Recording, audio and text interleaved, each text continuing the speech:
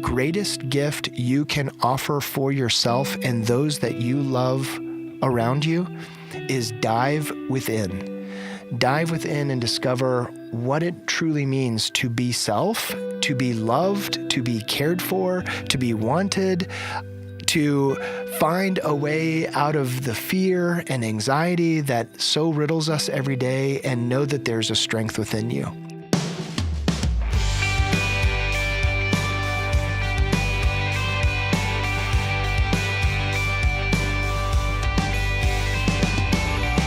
Hello and welcome to More Than Sunday, a weekly podcast where we take a deeper dive into the stories, themes, and questions of our faith.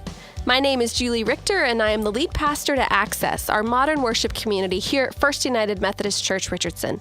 And with me every week is our worship director, Eric Jakowski. Eric, what do we get to talk about this week? This week, we are talking about the Enneagram. For those of you who don't know, it's a personality assessment tool, much like StrengthsFinder or Myers-Briggs or some of the others. But the really neat thing that we've found about the Enneagram is that it really focuses on motivation rather than on behavior. And so our staff at First Methodist Richardson has spent a good amount of time learning about it, training through some of the workshops and reading some books. And actually our newest sermon series that we've just jumped into, Head, Heart, and Hands, is based around the triads of this classification system that we'll talk about in just a few minutes. So we know that many of you may not be familiar with the Enneagram. And so what we really want to do is, before we welcome our guest today, and we want to just talk you through how the system works and give you just a really quick flyover of what the Enneagram is. And so there are 9 numbers to the Enneagram. Every single person in the world are classified into one of these numbers. And so we're just going to run through these 9 numbers quickly just to give you an idea of what they are, and then we'll move along. So the first one, Julie, is number 1. Number 1 is called the reformer. These people are really rational, they're idealistic, they're principled and purposeful, they have a lot of self-control, and they're often viewed as perfectionists. Yeah, I think that's the really important thing to remember about ones is that they are perfectionists. And so we will talk in coming weeks about how ones have an inner critic inside of them. And so that's really important to remember about that number. The second number is 2, and 2s are the helper. They are caring, interpersonal. They are generous and people-pleasing, but can also be a little bit possessive as well. Yeah, 2s get their energy from helping people, where a lot of us would be tuckered out from a long day's work of serving other people. 2s really pull energy from that. Number 3 is the achiever. These folks are success-oriented. They're pragmatic, they're adaptive, driven, and they're also very image conscious, which can be a positive thing, but sometimes a negative thing as well. Yeah, I think sometimes we can be focused on success, and being focused on success can be really helpful in some ways, but sometimes it also can have some downfalls as well. Julie said we, and that's because she and I are both the number 3. So, little tidbit of information there. As we are being honest here. That's right. Yeah, might as well go ahead and put that out there now. All right, so number 4s are the individualist or the romantic. 4s are sensitive and expressive and dramatic. They can also be a little bit more temperamental. 4s are known as individuals who have not just some feelings, but all of the feelings. And so they tend to be a little bit overwhelmed by the range of emotions that they have in a given day. Number 5 is considered the investigator. These people love to gather information. They can be intensely cerebral. They're very perceptive, can be innovative, but also have a tendency to isolate themselves sometimes because they really want to be self-sufficient. And so the reason that they gather so much information is because they don't want to have to rely on other people. And sometimes that causes them to sort of isolate themselves inside their own heads. And 5s have the unique ability to sort of blend into a room if they really don't want to be seen in that room. Yeah, all about information. Very pragmatic. So the number 6 is the loyalist, and this number is committed, security-oriented. They are engaging, but also really responsible, but they can also be anxious and suspicious. And so for the 6, a lot of their motivation comes from fear. Yeah, and so 6s are considered the most common number. It's thought that up to 40% of the world is made up of the 6, that fear-motivated number. And that's one of the reasons why so many folks in marketing and politics use fear as a tactic for convincing people or for motivating people for things, because there are so many people that fall into this number. Number 7 is the enthusiast. These are people that want the most out of life. They're busy, they're fun-loving, they're spontaneous, but they also can be sort of distractible and scattered because sometimes they find some difficulty sort of zeroing in and committing to one particular thing because there's so much of the world to experience and they want every part of all of it. So the number 8 is called the challenger. And the challenger is powerful and dominating. They are self-confident and decisive and willful, but also confrontational. So 8s have a lot of intensity to what they do, and they draw energy from confrontation. And so a lot of times they're seen in a bullying way, but really they're just to the point and quick. And sometimes that comes across negatively to some folks. Well, sometimes they're the ones sticking up for the one being bullied. That's right. Yeah. Yeah. And in that instance, then their ability to confront is a really positive thing. Yeah. That leaves us with number 9. Number 9 is considered the peacemaker. So this is potentially the opposite of number 8. This is someone who finds physical discomfort when conflict arises. They're easygoing, they're receptive, they really have an ability to see both sides of a conversation. They're reassuring and agreeable, but they can also be complacent in some areas where a stand might be really important to take, and sometimes have more difficulty than others really seeing a direction and moving on it. So that is all 9 numbers coming at you really fast. So we know that we have gone through these very quickly. And for some of you who have no knowledge of the Enneagram, you might be going, huh, what? But we're going to ask you to just stick with us and dive into these conversations and maybe find out a little bit more about the Enneagram for yourself and for your own journey. Our hope in this series that we have coming up is that we can give you just a taste of what self-awareness can really do for you, because ultimately, if we know ourselves better, maybe we can be better in our relationships and maybe we can grow closer to God as well. So the way that we're going to approach this series is by taking these 9 numbers, and each of these 9 numbers falls into what is called a triad or a center of intelligence, which means that each number is either thinking dominant, doing dominant, or feeling dominant. And so we have titled this sermon series Head, Heart, and Hands to talk about those people who their motivations and behaviors are primarily focused out of their head, for people who primarily are motivated and action-oriented by their feelings, and those who do without thinking or feeling a whole lot. So we're going to talk about all 3 of those in this series. So our first week of this series, Julie preached last Sunday on the head. These are people that are in this thinking triad. These are people that are thinking dominant. These are people that the first thing that they do when a situation arises is they try to be logical. They try to use the information that they've gathered. And this is the way that they perceive the world. So we're really excited to welcome our first guest to the podcast today. He is in the thinking triad, the head triad. His name is Dr. Andy Stoker, and we're excited to talk to Andy.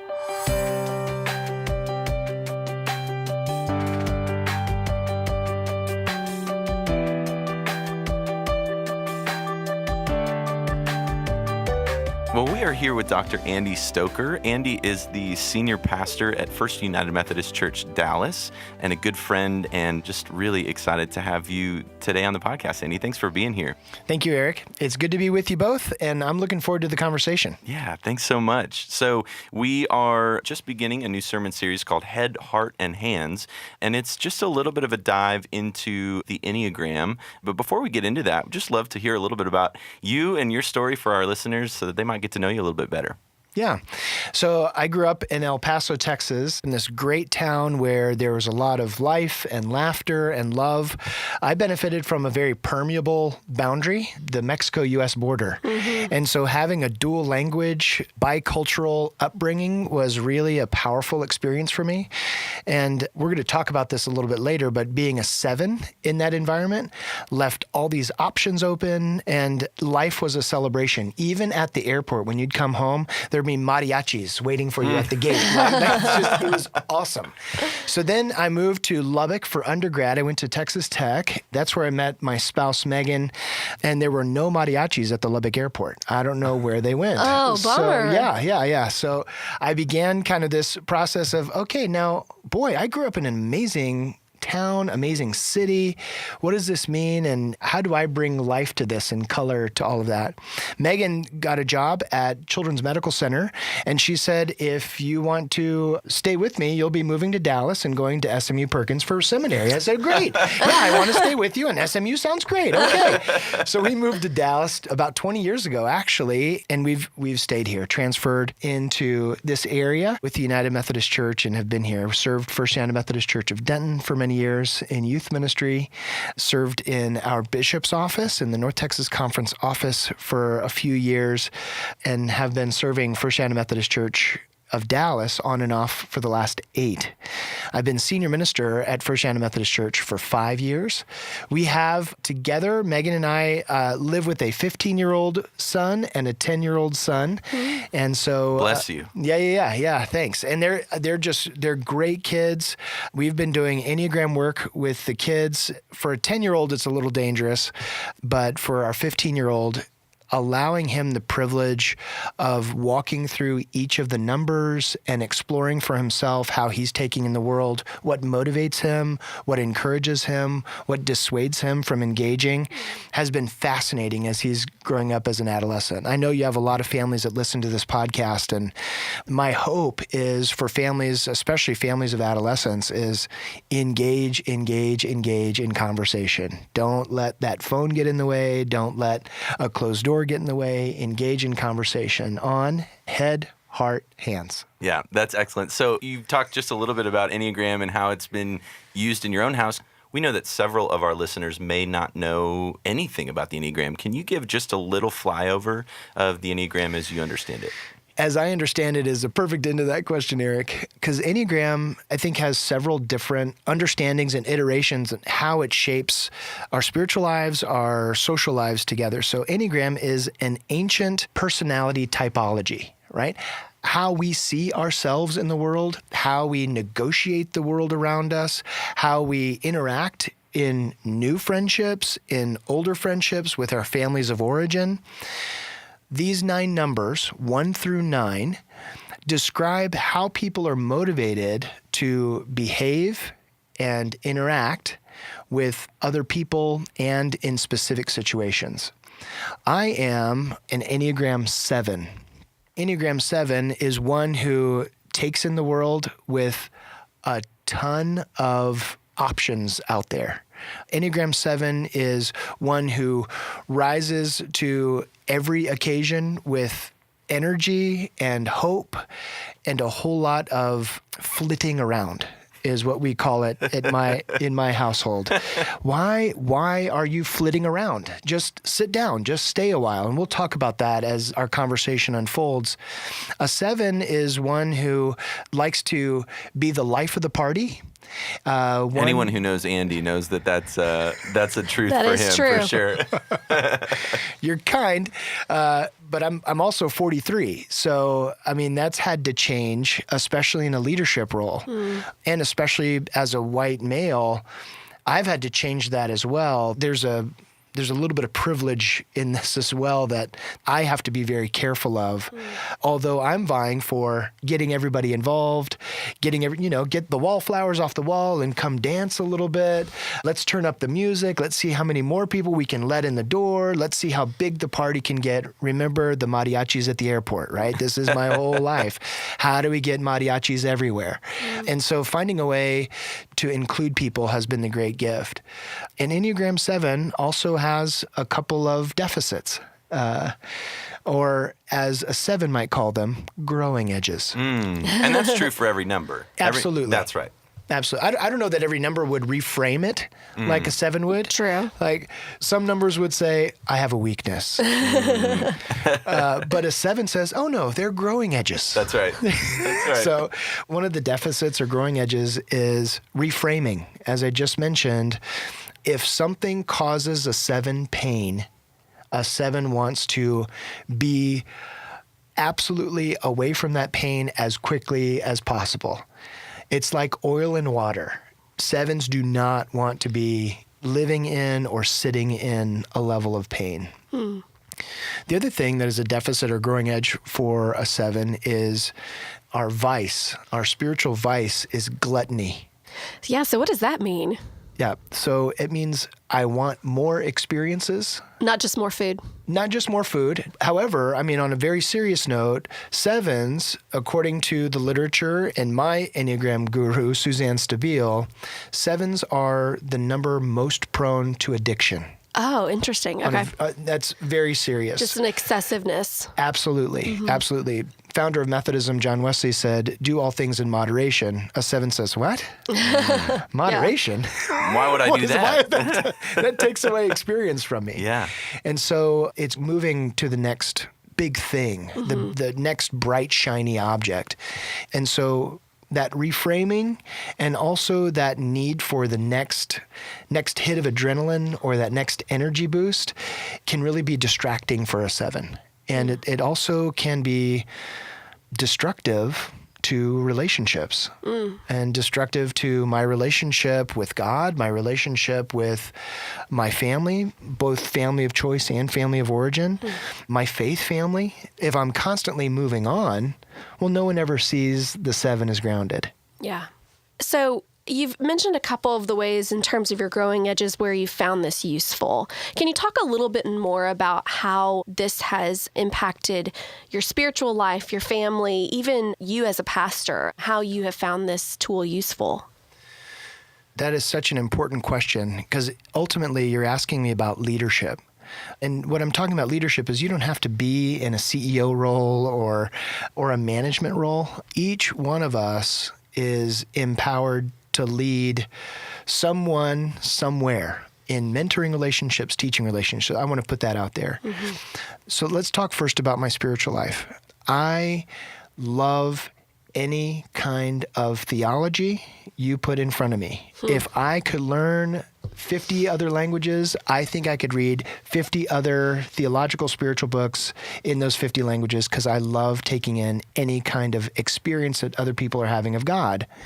So my spiritual life has been kind of this panoply, if you will, this wide open space where I see and sense the enormity, immensity, the infinitude of God. Like, I've left all my options open for God. Oh, you want to call God Father? Great. You want to call, compassionate, merciful, just-filled, grace-filled, whatever that is, I get jazzed about what all of that looks like. My spiritual life has been the most enriched as a 7 when I've decided not to take in more information out there, up there, around me, but dive deeply within. I had a life-transforming experience last October at a clergy retreat here in the North Texas Conference of the United Methodist Church, and we were invited to take a workshop. Well, you had your choices of workshops, and so I chose the Centering Prayer workshop. I thought, perfect. I'll have the opportunity to check my email, get a little cat nap. Horizontal hour. Yeah, That's right. That's exactly right. That'd be perfect for me. That's awesome. So the leader of the workshop, Joe Stabile, said at the very beginning, now some of you may be tempted to check your phones during this time. Like, dang it. Okay. Darn, busted there. And some of you may want to try to take a nap. That's not what this hour is for. Busted twice. What did I do? Is it too late to change? Excuse me. Excuse me, I got Oh, I'm getting a call. Yeah, so I was stuck. All my options have faded away, and I am in the room. All right, let's do this. So he invited us to silence, 15 minutes of silence. And it was probably the first time I had been silent in 5 years. So I dedicated myself to meditation, contemplative prayer for 15 minutes every day. I extended that in December to 30 minutes a day. Now, because of my schedule, I have 2 15-minute sessions where I just go to the pillow, go to my seated position and pray, meditate. Sometimes I'm offering up prayer for myself, for those around me. Sometimes I sit in silence. What I discovered was all of that encouraged me about finding out about God out there in the distance. I had never taken the time to really discover God from within. And when any number, from 7s, 4s, whoever's listening to this podcast, whatever your Enneagram number is, the greatest gift you can offer for yourself and those that you love around you is dive within. Dive within and discover what it truly means to be self, to be loved, to be cared for, to be wanted, to find a way out of the fear and anxiety that so riddles us every day, and know that there's a strength within you. So we had a devotional the other day where J.B. Bryant, one of our pastors, talked about how you can't give what you don't have. And so self-care not being a matter of being selfish, but that ultimately we can't give to the people around us, the ones that we love and then the ones that God calls us to love, from an empty place. Mm-hmm. And so he told us to get on our phone and put, for tomorrow, breathe. Somewhere in our day, just breathe. And it was that weird reminder for me. I think I can do about 5 minutes of silence. That 15 minutes seems overwhelming to me, but it reminds me how out of touch I am with what's going on inside of me. And so how am I able to love myself or give grace to myself or to see that God loves me unconditionally? And so until we really wrap ourselves in that knowledge first, we are incapable of really living to the full potential that God has for us. Well, and what's interesting to me is, Andy, as you talk about your passion and love for taking in so many perspectives and so much information, but it wasn't until really recently that you took the time to really look within and to really spend time in that contemplative prayer, to really know God more deeply in that way. I think we find in the head triad that we're talking about today, those numbers are 5, 6, and 7. That very often is a pattern for how those three numbers process the world. So could you talk just a little bit about the positives and sometimes growing edges to processing the world first in your head before you do with emotions or before you do with action? Yeah, part of my penchant for discovering new theologies, new ways of experiencing God was absolutely a head trip. And I mean that I was taking my head on a journey right now. Not talking about anything else. It was filling those things, how I already process the world. So by reading books or taking tours of other religious faith houses of worship, that kind of thing, right? So you're exactly right. So by processing the world for all of my life through this head triad, through thinking, what I've done is I've robbed the fullness of my awareness of my feeling and even what I'm doing.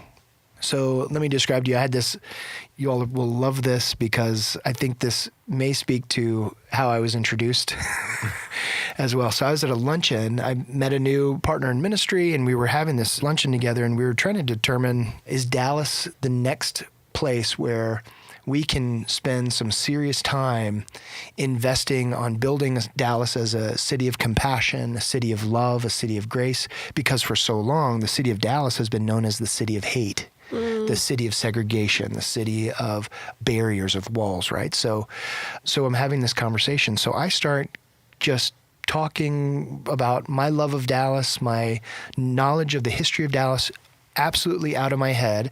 The person I was talking to was a self-identified Enneagram 9. Okay, so I give this, I don't know how long it was. I lost track of time. That's how much I was talking, right? And for our listeners, 9s are in which triad?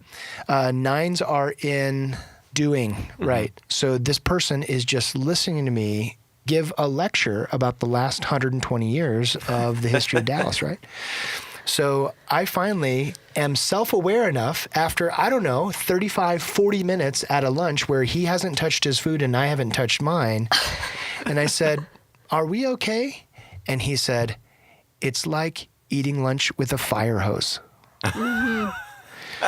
Like he couldn't take in all that information.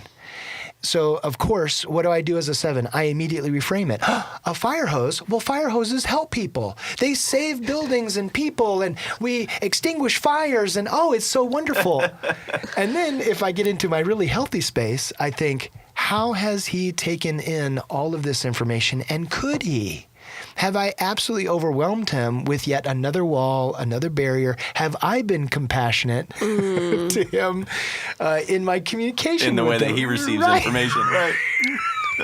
So I've told that story now. That happened on Tuesday. It's 2 days earlier from this recording, right? It's just like, what am I doing? What's going on? And Megan, my spouse, is like, go on. Dang it. Okay. She's aware. That's one of the things that a lot of people say about Enneagram is these things that we discover about ourselves, the people that are very close to us, they already know them. Yeah. Right? Hey, did you know that I respond this way? Mm-hmm. Yes, Yeah. we sure do. Yeah, that's right. Did you not know that about you? Okay, I'm glad you finally figured it out. Right. Eating lunch with a fire hose. Wow. Yeah. Just he couldn't take in food, Yeah. right? Because he's trying to drink from the fire hose. Yeah. Because I'm giving so much information. So I had to center myself again, go into my heart space. And then what I did was we talked about a feel of Dallas, not as it is now, but I projected in the next 50 years, right? 3, 7, and 8 Enneagram numbers, they're all future oriented. So as a 7, I'm already thinking 20 years down the road. I'm not at that lunch. I'm thinking about Dallas 20 years from now. So I grounded myself in the present, gave him a picture of what Dallas in the future looks like, and then we did a walking tour of the arts district and described what that looked like. Then he could start to see what was unfolding. I did allow him to eat his lunch before we went on the walk, I promise. Gracious of you. But yeah, that's been the most eye-opening, I think, when people fully understand and comprehend how they are taking in the world from a head perspective, heart perspective, or hands perspective, they then have a gift to give those other persons who see the world from a heart position or a hands position or even a head position. They have a gift to give, and everyone's voice matters, period. That's what Enneagram has taught me really about being a pastor. I want to go back to the latter part of your question, Julie, because it's an important aspect that because I'm just going to be frank, because I'm paid to do spiritual work. Yeah. Seems weird, right? I'm paid to do spiritual work. That means that I've got to be as clear as I can be as a leader and embody exactly what I'm hoping to become for the congregation I serve. And so as a pastor, I've had to really be vulnerable over the last 6 months or so. Every time I'm sitting in meditation, something else is coming up in me. There's something that I've been tamping down my feelings for so long. I haven't been as active as I wanted to in some area of my life. And so being vulnerable with the congregation, what we've discovered together is our vulnerability is power. For many in the United States, and especially in the Dallas area, image is vitally important, and vulnerability is weakness. And so my prayer is when my congregation sees a 7 who wants to exude the image of joy and party and celebration and welcome and inclusion, and it's sort of the prodigal son story, right? Right. In Luke chapter 15, you've got the prodigal son comes home, and what does the dad do? Throws him a party. Throws him a party. For me, that's been my image of church. That's what we do with everyone. And sometimes, let me be very clear, many times the party has been thrown for me because I've been the one who's been prodigal. Well, that's what I'm discovering in my pastoral role, is that this vulnerability means that I've been prodigal and even distanced from my congregation. And so how do I re-engage instead of thinking of them in the next 20 years? Well, they're right here in front of me. So let me pick up the phone and call. Let me re-engage in a new way. Let's find some coffee outings. Let's find some lunch opportunities. Let's find those ways so that I can begin with, I hope, head, heart, and hands engage exactly how they'd want me to engage in my pastoral ministry. Well, and I think that's a really important thing for all of us to remember that the Enneagram and knowing and being aware of ourselves in these ways is not an excuse for acting a particular way, but just an understanding of how we naturally process, right? And so you mentioned a little bit earlier, when you were able to center yourself and go to a little bit more of a healthy 7 place and access your sort of heart place, right? Because naturally you are thinking dominant, right? You are head dominant. That's where you naturally go. But I think it's important for all of us to remember that that doesn't mean that we can't access our feelings. That doesn't mean that we can't access the ability to do things, right? We can't access the heart place or the hands place, but it just doesn't come as naturally to us. And so what a beautiful picture of doing a lot of self-work to really try to be, in the most compassionate way possible, the person that your congregation needs you to be, the person that your family needs you to be. That's one of the greatest ways that we can show compassion, is accessing those other places that aren't natural for us in our interactions. Well, and that's how we get to wholeness, I think, is when we bring up those other places that are more difficult for us, is not to always just rely on the one that feels most comfortable for us and easy for us, but to bring up those other pieces. One of the things they talk about in Enneagram is the reevaluating of the golden rule. Treat others the way you want to be treated. And we'll talk to Joey Shuey here in a couple of weeks. But, Joey talks about that phrase and says, I've been treating people the way I want to be treated, and it hasn't been working out for me so well. What if we treated people the way they wanted to be treated? That's right. And I think that is a huge piece of Enneagram, and especially, Andy, as you talk about the way in which you communicate with other people, is that sometimes the way in which others process information and how we go about really catching a vision or understanding God's fullness for our life is about understanding it from another perspective. And so I love the story you tell of, I didn't just give him all the information in my head. We ate lunch and then we went for a walk. And we talked visually about what was going on in our neighborhood and where we could see it going in the next 20 years. I think that's really powerful. And for somebody who's doing dominant, like a 9 would be, right? That act of taking a walk and really having a little bit more of a kinesthetic approach to that sort of information surely was more impactful for that person and hopefully more helpful in them being able to understand what you were trying to communicate. So what a great story. Andy, we've got one more question for you that we ask everyone who comes on the podcast. And that question is, at this point in your life, what's one thing that you wish somebody would have told you? Part of my Enneagram journey is understanding that every number has a lost childhood message, something that they wish they would have heard or understood or felt or were shown during their formative years, how they would respond as adolescents and adults to the world around them. So by way of that, let me share with you a personal story that has shaped my entire life, has shaped my education, has shaped my call to ministry, has shaped how I hope and pray, exude joy in the world. My father was killed in a car accident when I was 4 years old.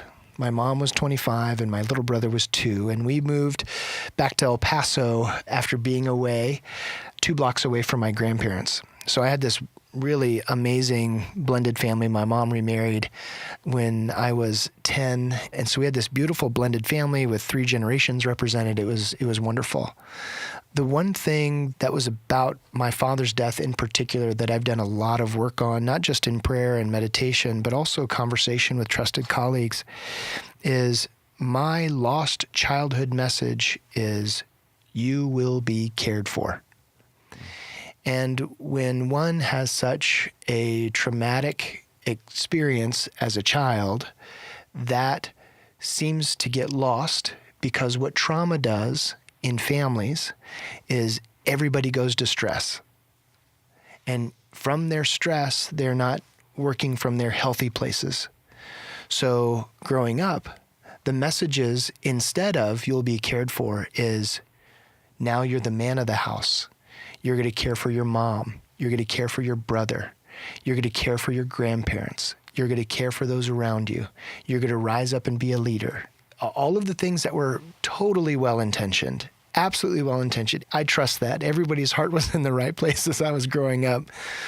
But it wasn't answering my core question, will I be cared for? And so if I'm to be the man of the house, I guess not. If I need to take care of the people around me, I guess not. So as an adult, I wish I had this knowledge earlier on, especially in young adulthood. I think it would have shaped how I embrace new friendships and relationships. I think it would help me to understand my relationship with the church, with the capital C, right? That I belong somewhere else and that I'm somehow cared for by this communion that calls on me for some kind of leadership, that calls to bring out my voice, and I'm cared for in the midst of that. I think I would have had a better awareness. The Enneagram for me, and really I've just come to it recently in the last 4 years, has been transformative with this knowledge. What have I been missing?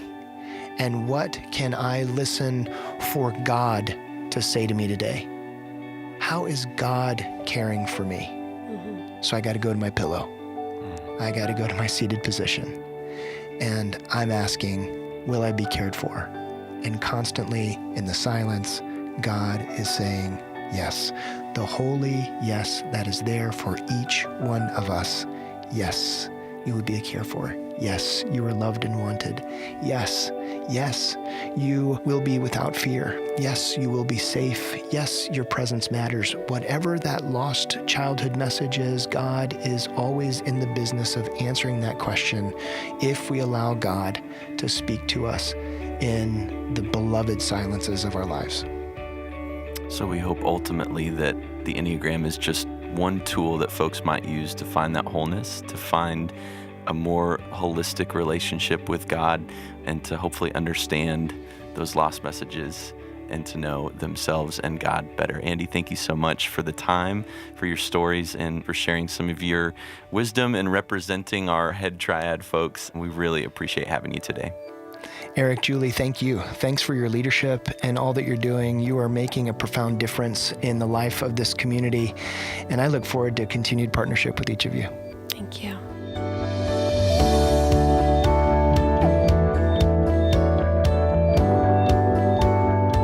So I don't know about you, but I needed that today. That reminder to go back to the pillow, as Andy said. Because I think oftentimes if I am not listening to the radio in the car, or if I have just a few moments of silence, that I'm being diligent enough to have some stillness and silence in my life. But Andy challenged me today to actually have a place, a spot where I go meet with God, and I get still and I get quiet. There is a lot of noise in our lives, whether we live in our head or out of our emotions, or we are constantly doing. It is a message, no matter where we are and what we are doing, for us to find time in the day just to be still and hear God's voice. We hope that as we continue to talk about the Enneagram, that there might be a desire for you to go get a little bit more information and maybe even to learn about the Enneagram yourself. And so we want to give you a resource today that Julie and I have both read that we think is a really powerful, informative, and educational resource. It's called The Road Back to You. It's a book by Suzanne Stabile and Ian Crone. And rather than taking an online test or going through a workbook, this book really lays out these 9 numbers, talks about the triads, talks about stances, and so many other things that will lead you on a pathway to know yourself better. So we'd encourage you to pick up a copy and give that book a read. Today we want to leave you with a few key verses from Psalm 46 that talk about God being our refuge and finding an area in our lives to just be still. It says, God is our refuge and strength, a very present help in trouble. There is a river whose streams make glad the city of God, a holy habitation of the Most High. God is in the midst of the city. It shall not be moved. Be still and know that I am God. I am exalted among the nations. I am exalted in the earth. The Lord of hosts is with us. The God of Jacob is our refuge. Thank you so much for tuning in to this episode of More Than Sunday. If you like the podcast, please feel free to share it go online and leave a comment or give us a rating so that others might hear about us. We've got a new episode coming out every Wednesday, so make sure you also subscribe to the podcast on Apple Podcasts, Google Play, or YouTube so you don't miss our next episode. If you want to find out more about the Access community here at First United Methodist Church Richardson, you can find us online at accessfumcr.com, as well as on Facebook and Instagram. Special thanks to Andy Stoker for joining us this week, and make sure you tune in next Wednesday when we have a conversation with Suzanne Stabile, the author of The Road Back to You, about heart. Have a great week.